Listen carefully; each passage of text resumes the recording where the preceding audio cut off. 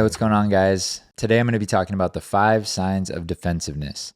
I'm going to go over why defensiveness is such a problem, why it can turn the just mediocre conflict into an all-out war, how to spot it better, and what to do when someone is being defensive in a relationship.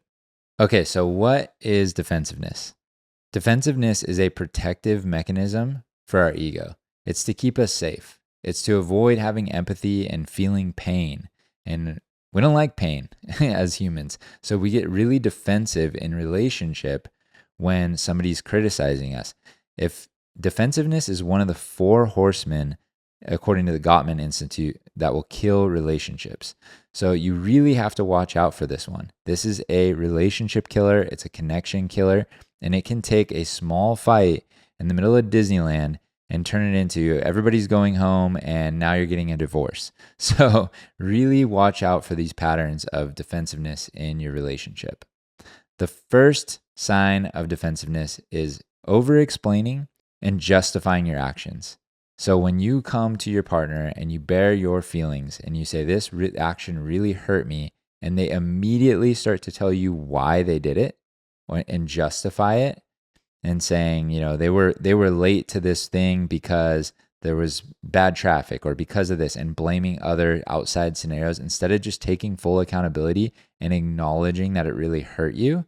This is the first sign of defensiveness. It's immediate, right out the gate, just saying why they did it and explaining that they had good intentions. At this point in the conversation, once you're already hurt, the why doesn't really matter.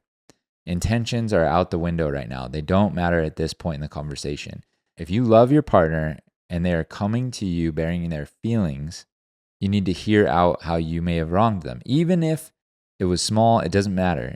Even if you didn't do it at this point, it's just defensiveness isn't listening to their side of the story. It's not listening to their perspective and holding space for their experience. So no need at this point in the conversation to say, here's why I did it, or start defending your intentions. Not needed at all. Number 2 on the list is flipping it back on them. So if your partner was really late to meeting you for dinner and you're telling them that it really hurt your feelings, they're now pointing out how you were late to something a month ago or weeks ago. They're bringing up past events and showing you how you hurt their feelings in some way. They're kitchen sinking. They're bringing it all into the equation to kind of stir it up and make it look like they're not as guilty for their actions. This is defensiveness. This is lack of accountability. And that's number 2 on the list, is flipping the blame back onto you. Hey guys, thanks for checking out my channel. If you're enjoying any of my videos, please like and subscribe. It would mean a lot to me. And if you want to hear more, you can check out my other page with my wife. It's at All of You Podcasts. We have a podcast on all platforms, and we'd love to hear from you. Thanks for watching. Number 3 is minimizing their feelings. So if you're bringing your feelings and your emotions to your partner, and they're like, it wasn't that bad, come on, you're making a big deal out of nothing, it's just, that is not taking accountability. It's not taking responsibility. Even if you're bringing something giant and you're really hurt, it may not all be your partner's fault, but minimizing your feelings and telling you not to feel the way you feel is not the move. This will come out like, it's not that big a deal, come on, just move on, get over it, things like that, or make you feel bad for being so hurt. This is not going to help the relationship. It's not going to help the emotional connection. Okay, number 4 on the list is a sneaky one. It's getting really passive aggressive or sarcastic. I guess I'm just the worst. I guess I'm just a bad guy. I never do anything right. And they're just kind of start to throw a pity party for themselves a little bit and just take full blame for everything in the entire relationship. It is a classic form of defensiveness. I remember speaking with somebody even recently, and they're like, fine, I guess I'm just the worst human being on the planet. And it's like, no, that's not what I'm saying. I'm not saying you're the worst human being on the planet. I'm saying that you hurt me in this small way, and I want you to take accountability for that if you can and apologize. There's nothing wrong with expecting accountability in a relationship. When someone flips it and they try to take full accountability in a very passive aggressive way, They're almost pleading for you not to feel bad for them. And this is a classic sign of defensiveness. All right, number 5 on the list is picking apart the small details instead of them listening to your pain. Instead of them listening to your feelings, they're getting caught up on details like it wasn't 7, it was 7:15, or it wasn't Tuesday, it was Wednesday that happened. And you're trying to prove a point, but you're trying to share your feelings and emotions, and now they're kind of picking apart your side logically. They're picking apart small details and confusing you and getting you lost in the conversation. It's a way of not having to face the accountability of the actual pain, that's the actual conversation at hand, which is the bigger hurt. Okay, so those are the 5 signs of defensiveness. So what do you do if you're with someone, if you're dating someone, you're married to someone that's really defensive and they have all of these, they use all these different tactics? You slowly start to tell them about how it makes you feel when they use these tactics. Send them this video. This is not a shaming of defensiveness. We all have defensive tendencies. And also take accountability for your defensiveness. Start to see where you're defensive as well in the relationship so that you can start to lead by not using these tactics. If they're bringing hurt to you, you hold space for their hurt.